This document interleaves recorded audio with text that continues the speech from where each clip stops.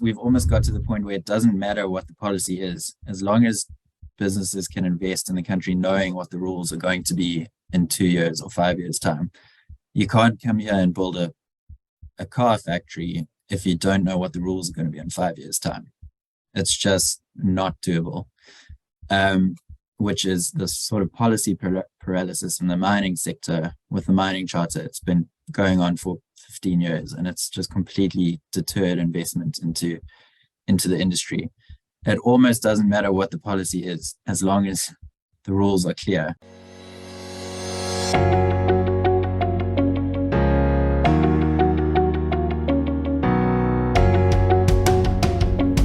Hello, my name is Donald, and welcome to the number one media company, WorldView. At WorldView, we explore everyone's perspectives on all things that can broaden our worldview. Today, we have with us Nick Hedley. Nick is a senior reporter at the Markets Group. He is also very prolific on sites like Twitter, where he delivers very interesting opinions and articles on the state of South Africa and the world. Nick, welcome. Thank you for your time. And yeah, I look forward to this chat. Thanks, Donald. Thanks for having me. Nick, let's start with South Africa's a lot of problems, but South Africa's infrastructure crisis. What can you tell us about the state of rails, railways, trains, the problem of rail in South Africa? Sure. So I think after energy, it's probably the biggest crisis we have as a country. Maybe water is the next big one, but rail is massive. We've seen over the past 10 or 15 years, our passenger rail volumes have fallen about 98%, which is massive. And our freight rail volumes have declined by over 10%. It's passenger rail is a super safe, convenient, and affordable way for people to get around. And the loss of that really key infrastructure is a huge blow to the country. And the freight rail is kind of the passenger rail network is pretty much a write-off, besides a tiny little bit of it that's sort of holding on around Cape Town. The rest of the country, unfortunately, it seems like the passenger rail network is pretty much written off. The freight rail network is salvageable. There's a lot of lines that are still operating okay-ish. Some are written off, but generally it's still savable, let's put it that way. But we're in a sort of key period now where there's new legislation coming in that will allow third-party access to rail. It's only expected to happen in sort of 2024. So these 2 years until then, we've got to sort of keep the lines from disintegrating. What do you mean? What do you mean with savable? Why would it not be savable? At what point do you have to reach for it not to be savable? It's a good question. Well, the more dysfunctional it becomes, the more expensive it becomes to fix, which is why I say, and the sort of consensus in the rail industry is that the passenger rail network is now just too far gone. The amount of money that would need to be spent to get it back up and running and fix things is just massive. So, and before things get too crumbled, I guess, there's still a chance to save it. That's interesting. And what do you think of the concept? Do you think a solution is a devolution of powers? For example, Cape Town taking over Metro, is that a solution, much better than what we have currently? So I'm super hesitant about sort of the whole privatization thing. It's gotten a lot of negative connotations in South Africa because the general consensus in the country is you want things to be publicly owned by everyone. It is not working, unfortunately. So something has to change, and not that devolution of power is privatization or something, but the state is just not winning this fight at all, and something's got to change. It's clearly doesn't have the capacity to keep things going. And municipalities that are financially sound, I fully agree, should be able to take over the running of the local network. Absolutely. And why do you think we've reached this point? Why do you think is structurally the problem? If it's not, I mean, if you say state has to have some role, how can you salvage that and still maintain that the state has control and not everything is privatized? Because it seems that's what's happening. I mean, AfriForum is taking over it's like the local person is taking over the state's role. So how do we solve the the situation that the state maintains control? Yeah, well, going back to that first question, how did we get here? I mean, it all kind of started in the late 2000s, obviously when the Zuma regime came into power.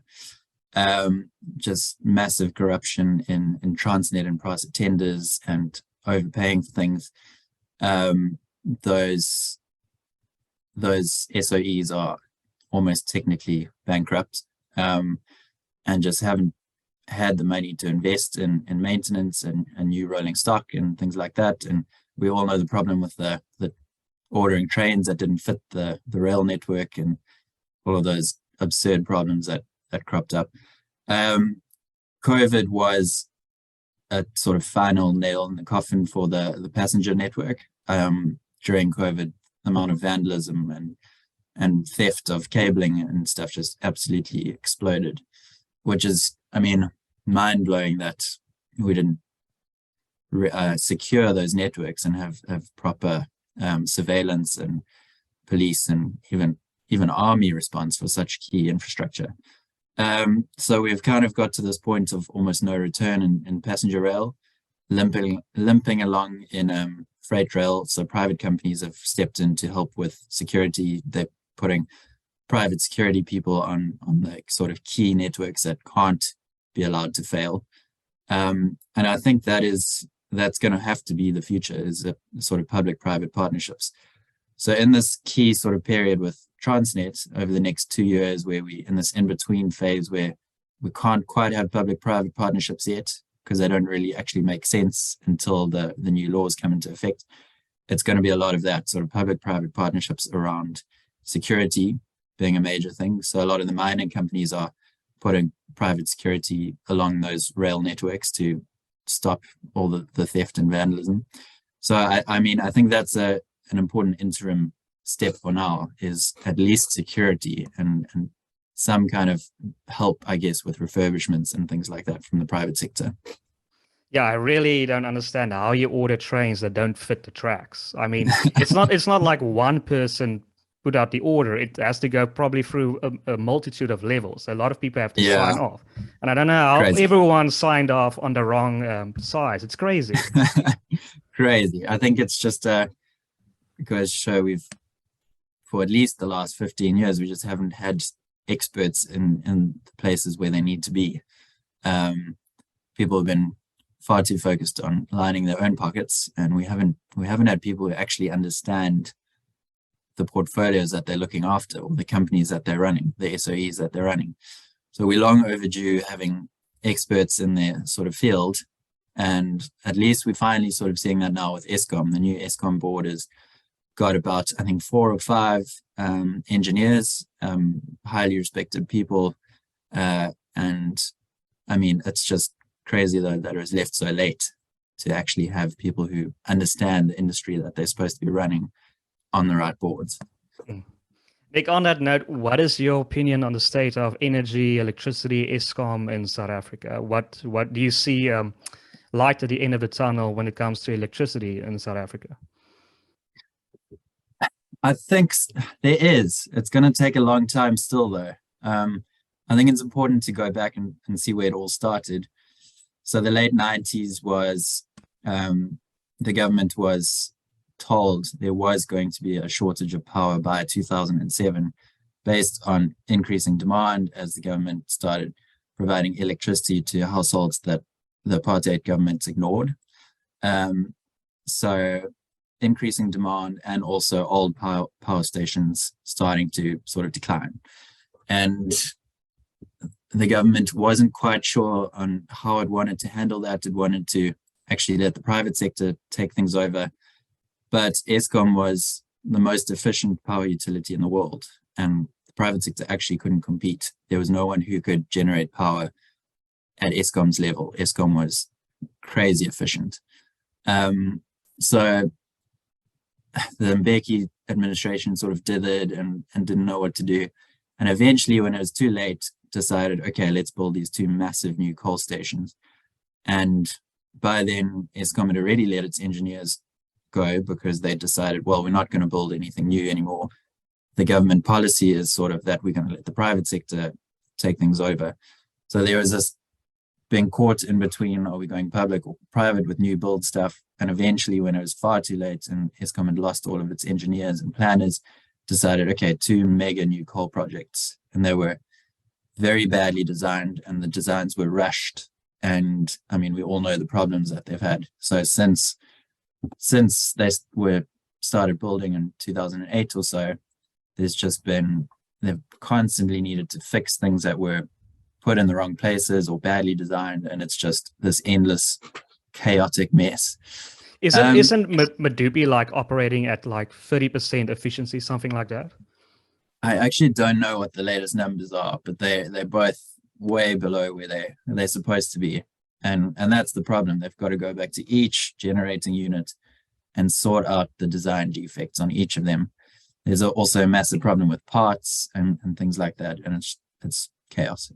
Then in I think it was 2015 when Eskom's CEOs at the time, Brian Molefe and Coco, decided they didn't want to continue with the renewable energy program. And if they had, there's a lot of modeling that shows now we wouldn't actually be having load shedding right now. So that was another key policy mistake. There is an argument that at the time, renewable energy technology wasn't quite mature and that power was still relatively expensive. It was. It's a lot less expensive than load shedding and a power shortage, though.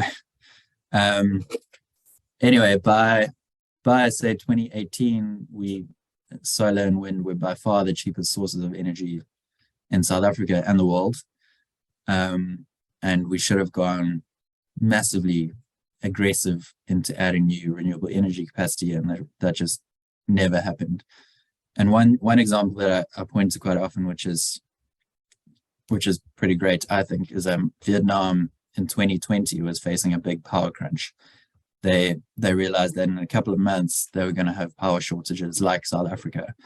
So they put out this incentive scheme to get households to put solar on their rooftops. It was basically tax rebates and very attractive feed-in tariffs where if you fed electricity into the grid from your rooftop, you get a good rate and you basically make money every month. You become a supplier of electricity to the government. And within a year, they added nearly 10 gigawatts of energy, which is more than Medupi and Kusile. And that's in a year. We've been trying to get Medupi and Kusile online for 15 years. They cost way more. So there are solutions. We just can't. The Department of Mineral Resources and Energy is the biggest problem. But Nick, that's madness. I mean, they realize that one of the main reasons they're losing voters because of load shedding. That's why they're losing voters, especially in places like Soweto. So why don't they give rebates and incentivize people to put solar panels on their rooftops? I mean, they can probably solve the load shedding problem within a year. Yeah. So why don't they do that? It's ideological issues.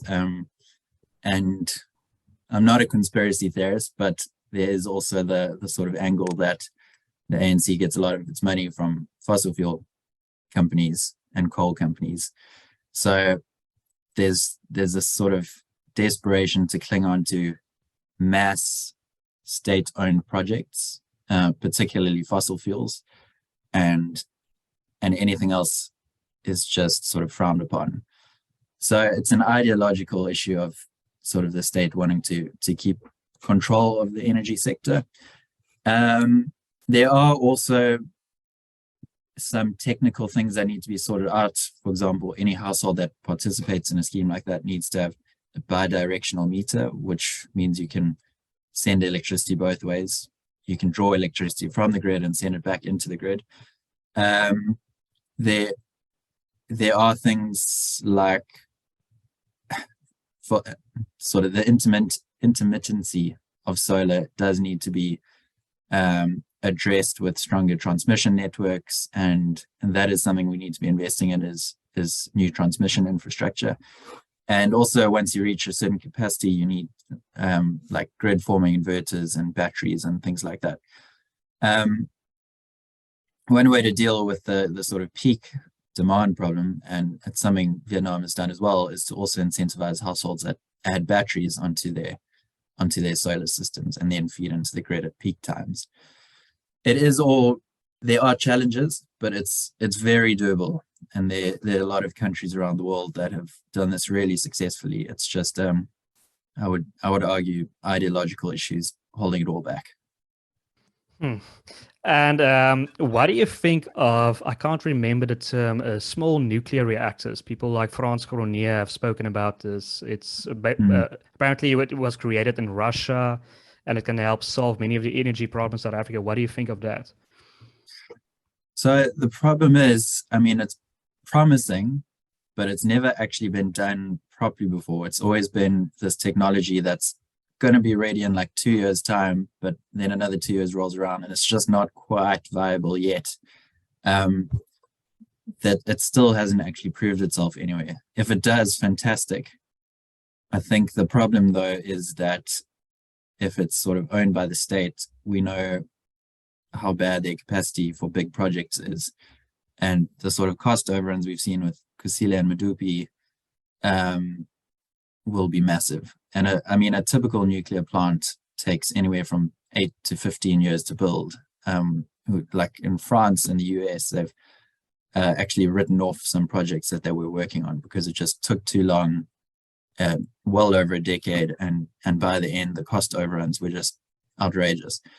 Nuclear is great tech, don't get me wrong. I'm just skeptical about, firstly, this new small modular reactors haven't quite proven themselves yet. Hopefully they do, because that would be fantastic. And secondly, the time and cost constraints, which is why I would say maybe more suited to wealthier countries. The upfront costs with nuclear are substantial. It becomes cheap electricity after that once you've installed everything, but the upfront costs are huge. Yeah, and it's interesting. I recently read that one of the problems with building a nuclear power station is that nobody wants to provide insurance for it because, I mean, it's so costly, one, and two, I mean, the history of places like Chernobyl, if it all goes wrong, you don't want to be the guy that put insurance into this or provided the insurance for this. Yeah, so I do think nuclear is a lot safer than it's sort of made out to be. There's a lot of advancements in the sort of safety aspect of things, but there is still sort of the stigma that it's not. And then, I mean, we have lost so many skills in the nuclear space in South Africa. You can see that with Koeberg, our only nuclear plant, and how we can't even do a basic boiler upgrade, which is what we've been trying to do. And if we can't get a small, very small sort of refurbishment project in an existing nuclear plant right, how are we going to manage a brand new mega build? That's the worry.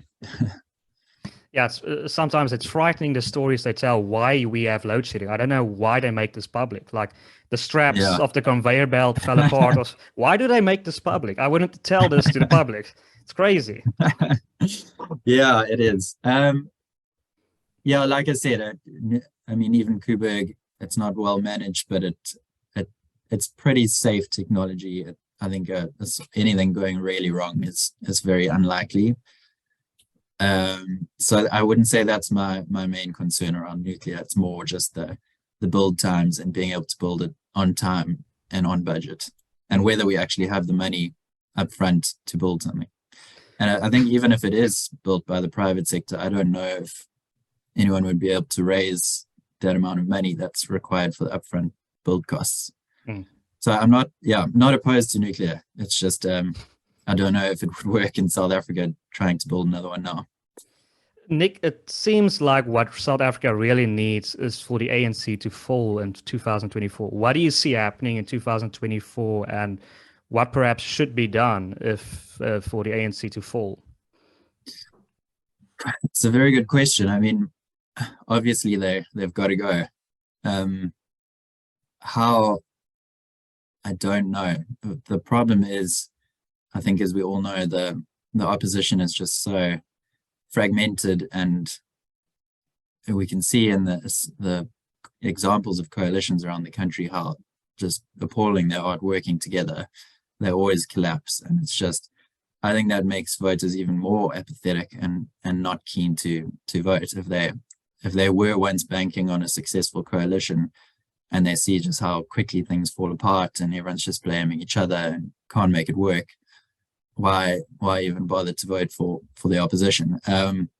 Obviously that's got to change, and I think in the next 2 years opposition parties will need to find some way to work together properly, and work on a common goal. And I think maybe it'll have to do with sort of power sharing agreements where, if they can agree that, okay, we'll take this portfolio in the new government, you take this portfolio, you take this portfolio, then at least everyone's buying into the new sort of a regime, I guess, if everyone's got a stake in it. Whereas at the moment, a lot of the smaller parties always complain that they're sidelined and the dominant coalition party is arrogant. I mean, whether or not that's true, it's still got to be addressed, you know. So yeah, I've personally lost faith in the DA being able to run a coalition, and I think the DA's got some awesome local government candidates, but its national leadership team, in my view, is just own goal after own goal. And that's, I mean, if they can't be growing their votes while the ANC is imploding, that, I think that says a lot. But according to recent polling, it suggests that they are increasing. I think it was 25% that they're polling at. So it seems like they're at least consolidating. Yeah, so I mean, there is that, but on the other hand, in absolute numbers of votes, they're declining. So they might be getting a bigger share just because there are less people voting, but in absolute numbers, the number of votes is declining. And I think that's just people losing faith in all of the options, unfortunately. So there is also, in my mind, a big gap in the sort of center-left part of South African politics. So that's the sort of segment that the ANC was supposed to be, I guess, covering: center-left, moderate to like slightly progressive, liberal. Obviously, they've been appalling. There is a sort of general sense that the DA has gone from moderate to moderate right to try and win back those Freedom Front Plus votes. Freedom Front Plus is obviously slightly on the right side of things. The EFF is far left, I guess you could say. Action SA is probably also centre right. So there's this big void in the middle, in the moderate and centre left area. And I know more political parties is just, I mean, we like roll our eyes nowadays when there's a new one, because we've just seen how many have tried and failed. But I do think there's an opportunity for someone to fill that void. We see my Mane, Bosa. Yeah, could do. I don't know how his party will resonate with people. To be honest, I'm not sure, and I don't know if people really know what it stands for. But I guess he's got 2 years to try and build up something and build up a reputation, potentially. Yeah. Nick, let's say 2024 happens and there's now a coalition government. You've been appointed the Minister of Finance. What would you do to get South Africa's economy back on track? Cool. Great question. Where do you start? The first thing I think is policy certainty, which has been absolutely missing for the past 15 years. We've almost got to the point where it doesn't matter what the policy is, as long as businesses can invest in the country knowing what the rules are going to be in 2 years or 5 years' time. You can't come here and build a car factory if you don't know what the rules are going to be in 5 years' time. It's just not doable. Which is the sort of policy paralysis in the mining sector with the mining charter. It's been going on for 15 years, and it's just completely deterred investment into the industry. It almost doesn't matter what the policy is, as long as the rules are clear. So policy certainty is massive, and that includes things on energy. It's still very unclear what our energy policy actually is. It includes things on land, which is obviously a contentious issue, but it just, one way or another, the policy needs to be clear. And that would be the first place to start. Second place to start would be... Sorry, Nick, doesn't that also involve cutting down on bureaucracy and getting rid of some of these ministerial positions or ministries? I think that's probably one of the problems why there's so much uncertainty, because there's a Minister of Mineral Resources and a Minister of Public Enterprises. So, I mean, nobody knows who's actually in charge of Eskom or what are the policies of Eskom. Absolutely. Well, I mean, we all know it's a super bloated government, and just so many ministers and deputy ministers, and the bureaucracy and pulling in different directions really doesn't help on the sort of policy certainty front. So, I mean, at the moment, we're trying to attract finance to build new transmission lines. I'm talking about the $8.5 billion deal, climate finance thing, and think of it what you will, but I'm just using this as an example to show that we have one half of government very pro this deal. Then we have Minister of Mineral Resources and Energy who's come out quite anti it. And I mean, we're sending very mixed signals to investors and the business world in general.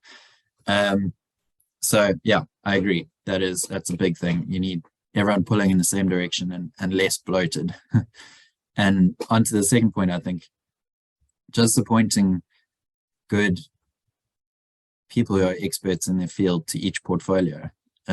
It's a massive thing. We finally have that with Eskom. The board has got some highly well-regarded people who understand the energy industry, which is fantastic. I think that is a very important second step. The next thing would be energy. Energy has probably been the biggest failure of the government. It probably could have got away with a lot more corruption and dodgy stuff if it had just kept the lights on. And we'd probably be doing just fine. Even if we had a corrupt government, we'd probably still be chugging along pretty well and growing at a decent pace. I don't think people understand just how much the energy crisis has destroyed this economy. It's massive. We're going back to mining. Mines don't want to invest in a new mine if they're not sure that they'll be able to operate continuously on a 24-hour cycle in 2 years' time. So energy would be the next thing. I think, like that example earlier of Vietnam, just a massive program straight off the bat to invest in a huge amount of new generation capacity. And great if Eskom can afford to do it itself, but it probably can't because it's heavily indebted. So it will have to fall on the private sector, households included, households and businesses adding solar on their rooftops and batteries, and also just a huge renewable energy procurement round.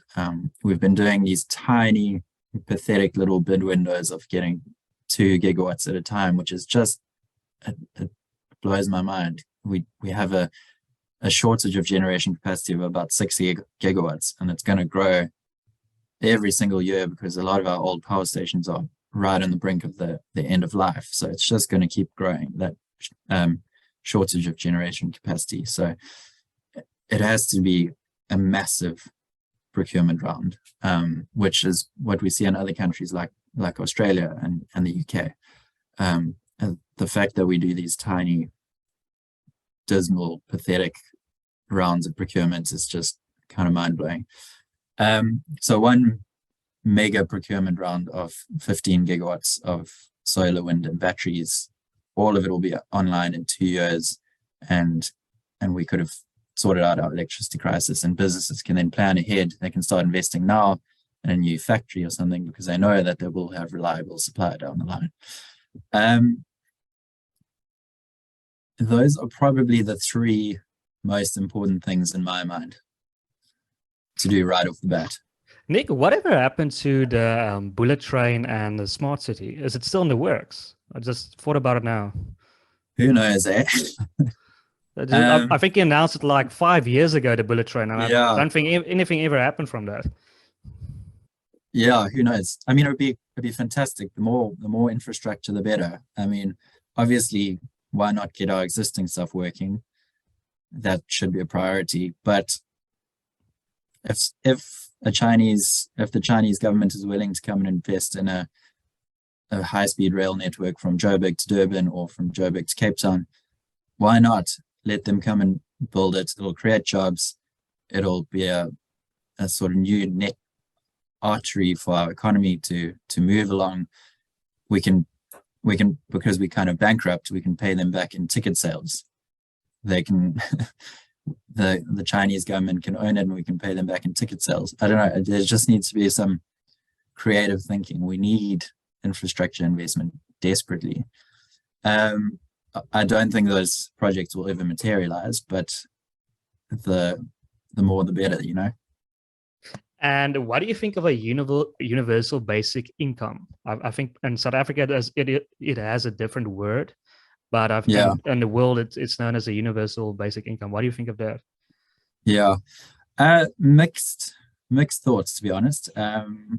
Kenya's been trialing it, and it's seen pretty successful, actually. I think there's a perception that people will just become sort of lazy and rely on handouts, whereas some studies in other countries have shown that people actually take their money and invest firstly in healthcare, things that they really actually need, and secondly in starting their own businesses and sort of uplifting themselves.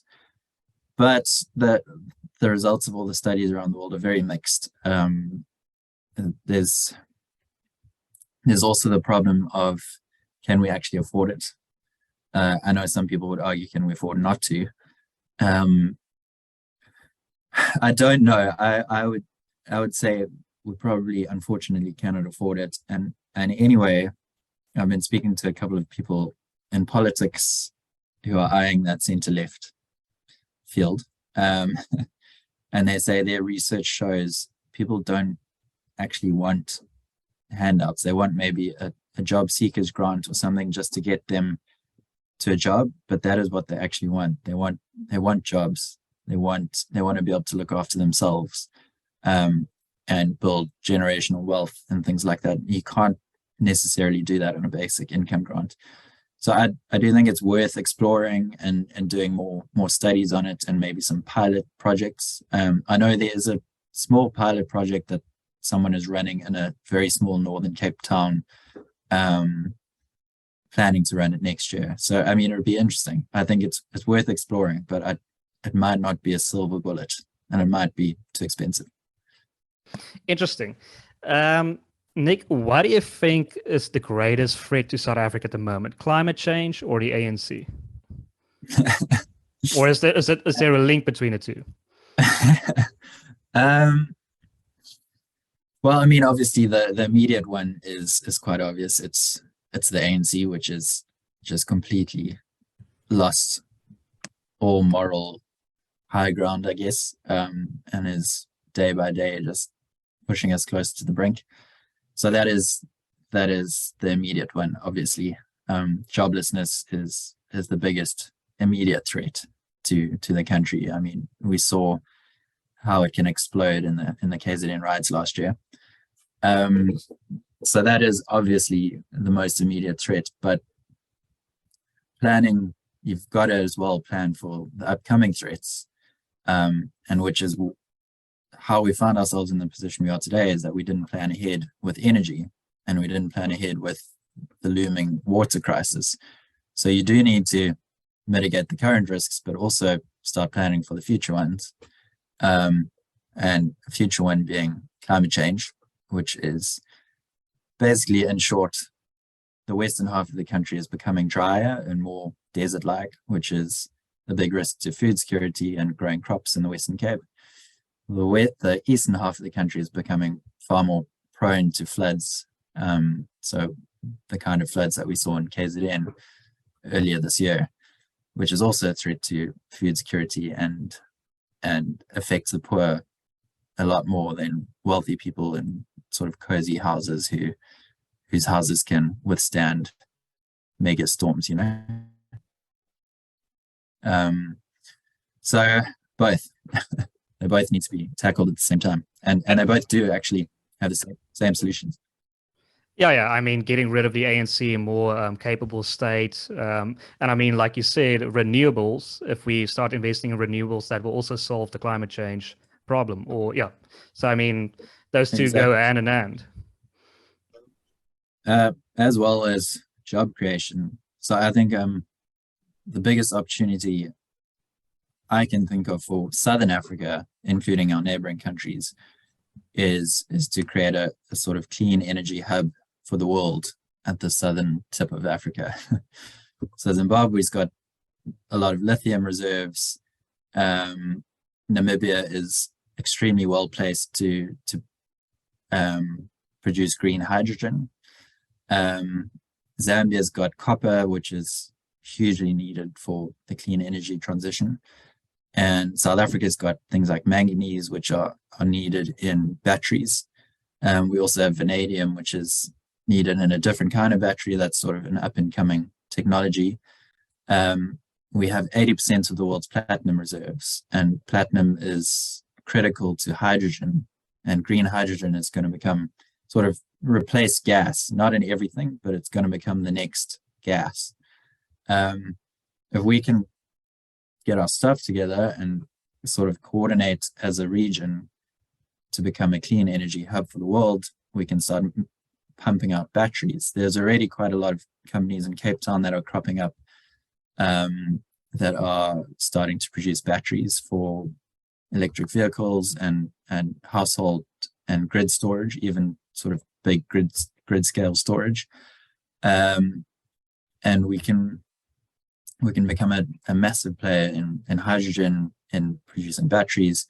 We even have I'm forgetting the word. What's silica to produce solar PV. No, I'm clueless on this. We have literally everything it takes to become a clean energy hub for the world. We just need a little bit of vision and coordination between the countries in the region, and I think that would be our biggest industrialization opportunity ever. I don't think an opportunity this big will come around again. Nick, what is the worst case scenario when it comes to climate change? What is the worst thing that we can expect as not just in people in South Africa, but as people in the world? How bad can it really get? Bad. So we're currently at about 1.2 degrees of warming above pre-industrial time. So over the past 150 years or so, it doesn't sound like much, but that's taking everything together: the oceans, the poles, the land. South Africa is warming at twice the global rate, so we're particularly vulnerable here. We've warmed about 2.4 degrees, and that's average temperatures. That's not taking into account the massive new spikes in the highs. The biggest threat over the next few decades will be food security. Growing crops in increasingly dry western half of South Africa is going to be increasingly challenging. There's already quite a lot of studies showing that crop yields are falling across Africa because of the drier, hotter climate. And similarly on the eastern half of South Africa, which is increasingly prone to floods. National security, climate migration is going to become a big thing. There's going to be large parts of Africa that become almost uninhabitable. So those people are going to be displaced and moving here. And we all know how much South Africans love immigration. So it's, in my mind, it's the biggest issue is food security. It's a big problem that people aren't thinking about. And then we have the war in the Ukraine, and that's also massively impacting inflation and food security around the world. Yeah, we're in a extremely turbulent time for the whole world, which is also why, I mean, we think we have it really bad in South Africa. A lot of countries actually have it a lot worse. We still, I mean, we still, sorry, I'm sort of going off tangent here, but we still have excellent infrastructure. We have really good national roads. I'm not talking about those little pothole-filled municipal roads. We have really good national roads. We still have a pretty good freight rail network compared to a lot of countries.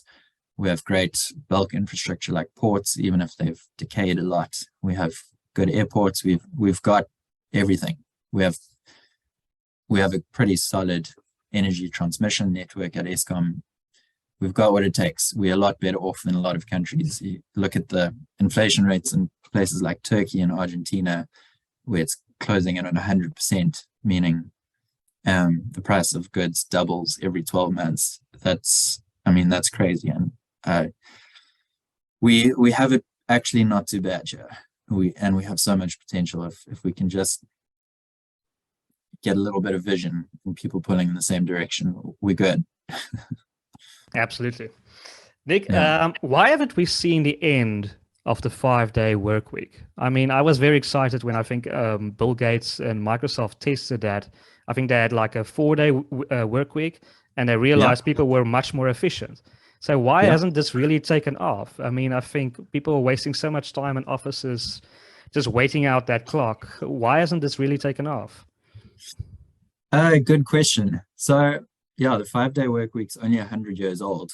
It's we think it's been around forever, but it's actually kind of new. There weren't really standards before that. Some companies work like 7 days a week. So it was actually worse in a lot of instances.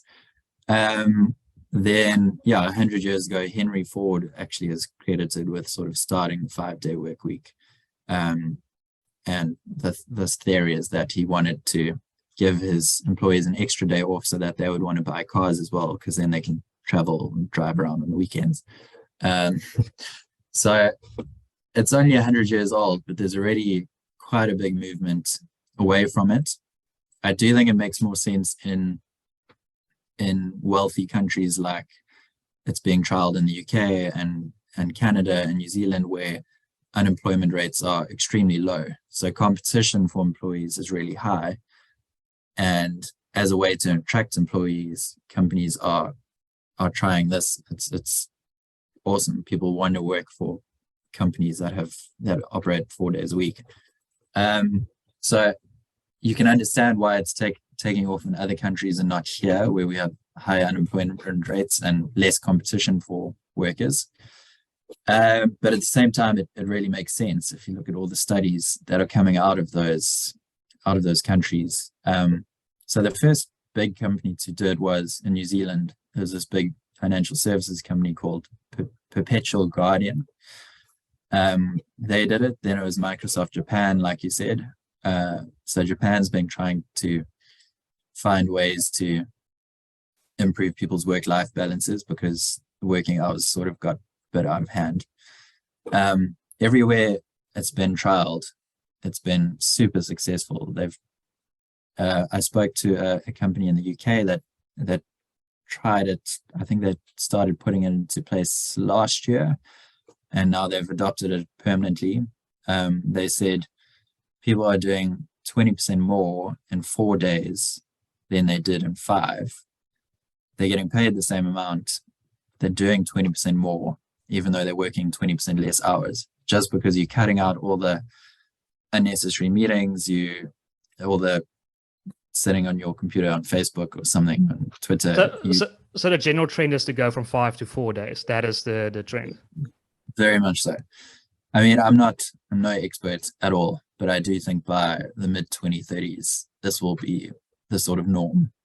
I think you also reach that critical sort of tipping point when once 5% of companies have started doing it, they are attracting all the best workers. And so other companies need to start as well. Otherwise, they're going to start bleeding employees.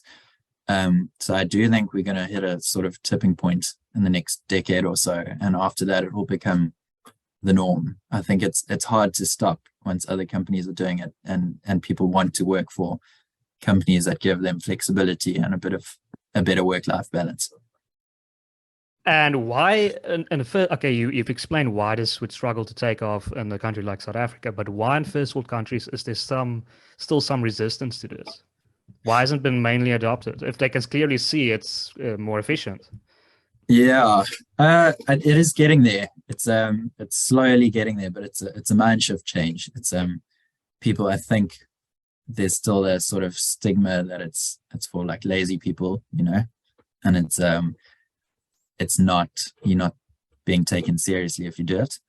But the companies I've spoken to about this say actually, after about a week or so, all of their customers and clients realize that it's super efficient and it works really well, and they have no problem with it at all. It's just a mindset change that's got to happen, and it'll take a bit of time, which is why it's not going to happen overnight, but we'll get there. What do you think this all leads to? I think I recently saw a report that 90% of the workforce will be automated by the end of 2030. Is this where it's all leading to? Where we don't do work anymore. We don't do jobs anymore. It's more of everyone is a freelancer here and there. It's not just 4-day week. It's you determine your own hours. I do think that's where we're heading. I think it'll be 4 days for, I'm completely making things up here, but 4 days for 50 years, then it'll become 3 days, and we'll slowly get down to a very flexible, lower working hour type arrangement.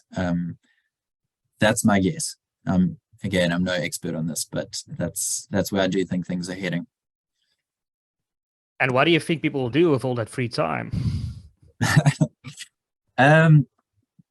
Hopefully spend more time with family and friends, and more time outside and seeing the world, hopefully more time. I want to just go back to one of the benefits, and that is, or two of the benefits so in New Zealand during COVID, the Prime Minister Jacinda Ardern encouraged companies to start doing this because it boosts the economy, because people then start traveling more internally, a lot more domestic tourism. If you have a 3-day weekend every weekend, you can go somewhere different every weekend, and that's great for the economy and for domestic tourism and for local guest houses and things like that. So that's a huge plus. The second is the healthcare benefits. If people are less stressed and have a better work-life balance and more time to keep fit and run and hike and all of those kinds of things, you have a lot less strain on the healthcare system. Generally just a healthier, happier workforce and population, hopefully. Yeah, I think there definitely has to go some effort into finding things for people to do if they get all this free time. I don't think necessarily that's a net good thing. I think people start to make trouble if they have free time. So well, not everything improving is necessarily good for mankind or humankind. I fully agree. There definitely are downsides to that. And I mean, I would like to think that if I had all the free time in the world, I would pick up some like passion projects and write a book and start a school, things like that. I don't know if it would work out that way.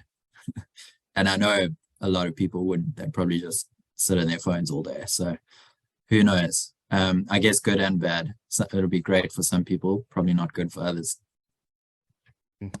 Well, Nick, on that note, this has been very interesting. Thank you for your time. Is there anything you want to add before I conclude with this interview? No, just super interesting, and yeah, thanks for having me on the show. Yeah, much appreciated. Thank you so much. And Nick, to our viewers, you definitely enjoyed this. Like this video, share it as wide as possible to spread this message, and subscribe to our channel for more such content. My name is Donald. You've been watching WorldView.